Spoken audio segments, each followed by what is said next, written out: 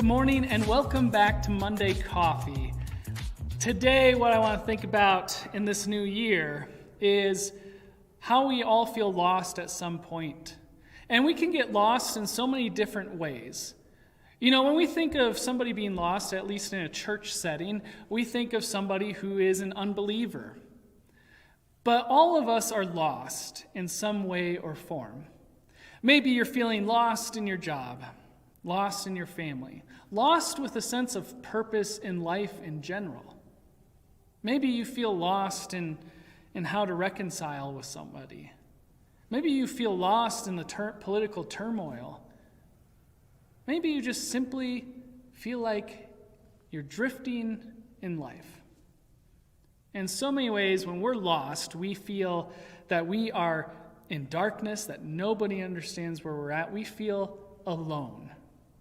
And the feeling of being alone can be the worst feeling in the world, because it doesn't feel like there's anybody you can go to, anybody you can talk to, anybody that understands what you're going through.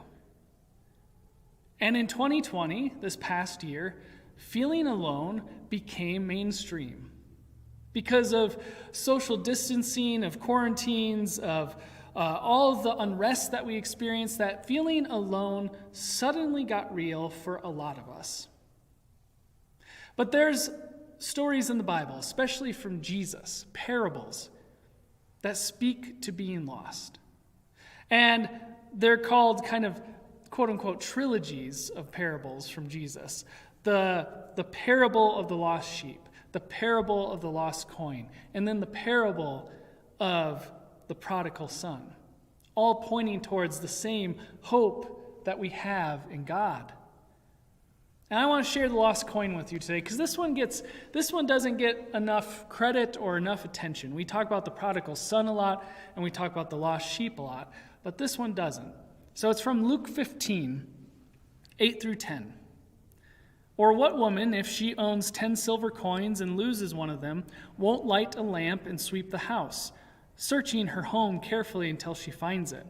When she finds it, she calls together her friends and neighbors, saying, "Celebrate with me because I found my lost coin." In the same way, I tell you, joy breaks out in the presence of God's angels over one sinner who changes both heart and life. And so we're all sinners, right? We all sin in some way. We all separate ourselves from God. We all separate other people from God by our actions at some point or another. We tend to think of ourselves mostly. But the scripture where it comes from is the religious teachers are challenging Jesus on eating with sinners. And Jesus' response is these parables.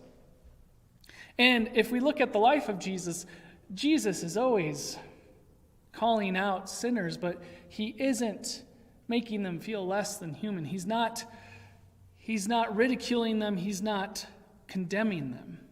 Instead, he's inviting them in. He's inviting them in to be found. Because sometimes we just need a little push. And so my hope for you this week is that no matter where you're feeling lost, may God show up. May God's presence be known to you. That the love of Christ is there, that you are not alone. And that this feeling of aloneness can actually unite you with others who feel alone also.